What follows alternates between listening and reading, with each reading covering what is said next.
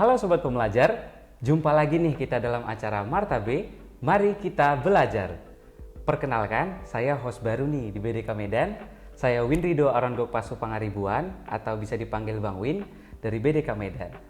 Nah, Sobat Pembelajar, saat ini saya sudah bersama dengan Ibu Medi Jati nih, ya Bu ya. Oke. Biasa dipanggil apa Bu? Oh, boleh panggil saya Medi aja cukup. Oke, Bu Medi. Oke. Yang merupakan Kepala KPP Madya 2 Medan. Selamat datang di BDK Medan ya Bu. Ya, terima kasih atas kesempatannya. Siap. Bang Win ya, saya panggil ya. Siap Bu, betul. Oke. Oke, nah sebelum kita masuk dalam materi pembahasan nih Bu, Ya.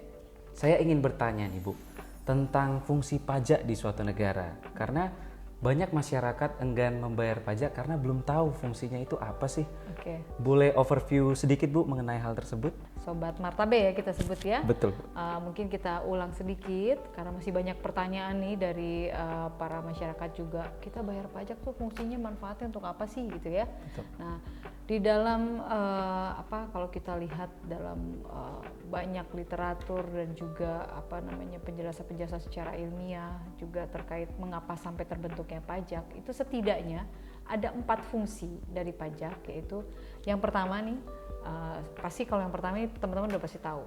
Fungsinya adalah anggaran, budgeter ya. Nah, ini fungsi sebagai anggaran, maka pajak ini berfungsi untuk membiayai pengeluaran-pengeluaran negara, baik rutin ya, untuk membiayai gaji pegawai dan juga untuk membiayai pembangunan. Jadi kalau kita lihat fasilitas publik kayak jalan tol ya.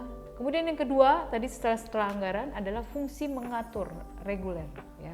Jadi pajak ini bisa dijadikan sebagai alat untuk mengatur untuk mencapai kesejahteraan misalnya, peningkatan ekonomi misalnya. Bagaimana contohnya? Misalnya kita mau mendorong nih investor datang ke Indonesia. Salah satu caranya untuk tertarik masuk ke Indonesia itu kita harus memberikan keuntungan-keuntungan untuk berinvestasi di Indonesia. Salah satunya kita memberikan fasilitas insentif, ada cash flow yang masuk ke Indonesia dan pasti akhirnya akan mensejahterakan rakyat juga. Gitu ya. Yang ketiga, fungsi stabilitas ya. Salah satu contohnya adalah kita mau menstabilitaskan perekonomian, misalnya mengatasi inflasi. Maka bisa digunakan nih pajak. Oh iya betul. Misalnya kita mau membatasi atau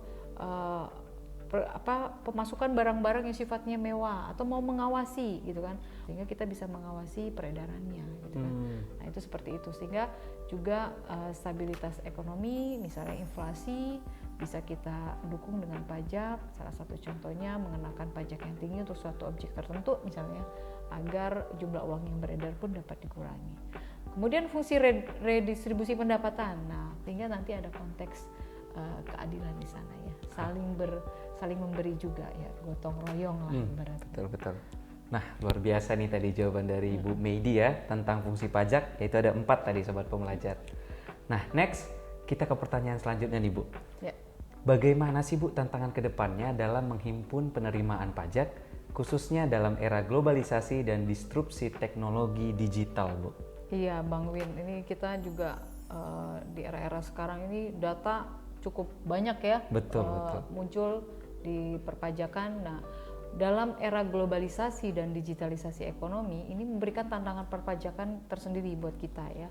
Nah, tantangannya itu pertama kalau kita bisa jelaskan, karena globalisasi ini jadi menghilangkan batas negara, dan juga kalau disrupsi teknologi, semua data kita bisa semakin banyak, semakin cepat gitu kan. Nah, bagaimana untuk mengantisipasi ini? Apa tantangan di Direktorat Jenderal Pajak? Yang pertama pasti adalah adanya pengurusan penerimaan pajak. Kenapa kita bilang? Karena dengan globalisasi, cross border, aktivitas ekonomi semakin dinamis, semakin banyak, data-data juga semakin banyak. Nah, padahal kita sebagai otoritas pajak di Indonesia ini punya keterbatasan juga nih, karena sekarang kan integrasi data walaupun sudah semakin baik ya, tapi tetap kita masih terdapat aktivitas-aktivitas ekonomi yang belum dapat sepenuhnya dipajakin gitu. Belum dipajakin, karena kita juga secara otoritas perpajakan masih membangun juga terkait data-data yang banyak itu, sehingga bisa terintegrasi. Nah ini contohnya adalah permasalahan yang kita kenal biasanya shadow economy ya. Nah, dengan shadow economy itu sebetulnya dengan adanya globalisasi, Harusnya kan kita semakin bisa memajaki ya, tapi ternyata dengan era globalisasi dan juga ketersediaan data dan juga sistemnya dengan PSIAP ini mudah-mudahan bisa semakin menanggapi ya tantangan dari globalisasi dan disrupsi teknologi. Nah, kita pertama itu ada isu shadow ekonomi yang terus kita perbaiki terus ya untuk kedepannya.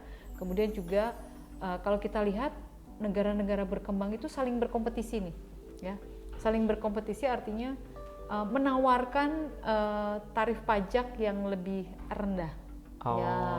Indonesia tarif pajaknya badannya 22% gitu kan. Nah, Singapura menawarkan lebih rendah. Nah, negara lain Vietnam juga menawarkan lebih rendah. Yang tadi fungsi pajak sebagai untuk digunakan mengatur tadi ya reguler itu untuk kesejahteraan ekonomi juga akan berhadapan dengan iklim kompetisi pajak ini ya. Jadi perangnya zaman saat ini adalah perang pajak nih, perang tarif pajak. Perang tarif negara. Ya. Perang tarif ya. Nah, ini mendorong untuk negara-negara khususnya negara berkembang ya. Indonesia kan memang sedang menuju ke negara maju ya, mudah-mudahan kita sampai ke negara maju dan ini menjadi kompetensi yang menarik. Biasanya kita kan memberikan insentif yang tadi kan, memberi insentif, kemudahan yang mungkin ada potensi di sana adanya revenue forgone. Nah, kita harus melihat pemberian insentif itu harusnya kita lakukan juga pengawasan sehingga memberikan dampak untuk kesejahteraan rakyat ya, ekonomi, sehingga tepat sasaran. Insentif yang diberikan akan menghasilkan juga multiplier efeknya terhadap perekonomian Indonesia juga. Nah, kemudian yang ketiga adalah resiko dengan globalisasi dan juga disrupsi teknologi tadi. Ini ada resiko praktek agresivitas penghindaran pajak ya. Jadi semakin karena perusahaan-perusahaan multinasional, karena tadi kan globalisasi ya, globalisasi kan cross bordernya udah semakin tipis gitu kan, dan ini perusahaan multinasional kan perusahaannya banyak di setiap negara ada, bahkan dia meletakkan perusahaan-perusahaannya di pajak yang rendah gitu kan. Nah, ini mengakibatkan si perusahaan multinasional yang dalam satu grup itu melakukan praktik-praktik penghindaran pajak. Ada profit shifting. Profit shifting tuh profitnya digeser, labanya digeser kemana? Ke negara yang tarif pajaknya rendah. Sehingga dia mungkin membayar pajaknya bisa lebih minimal gitu kan. Namanya pengusaha ya. Dan juga banyak aset atau kekayaannya ternyata diletakkannya di luar yurisdiksi, sehingga kita sebagai otoritas pajak tidak bisa mengetahui bahkan mengawasinya. Nah, itu yang menjadi problem tersendiri dan menjadi tantangan kita untuk kedepannya untuk bisa melakukan pengawasan ya terhadap PPWP yang mempunyai transaksi afiliasi dan juga melakukan praktik transfer pricing tadi ya. Nah, ketiganya ini pasti akan berdampak terhadap penerimaan pajak kita nih. Kalau kita nggak bisa melakukan terobosan inovasi untuk mengawasi shadow ekonomi tadi, terus juga tadi pemberian insentif yang nggak tepat gitu kan, sehingga jadinya ada revenue forgone, kemudian juga penghindaran perpajakan yang semakin agresif, praktek transfer pricing.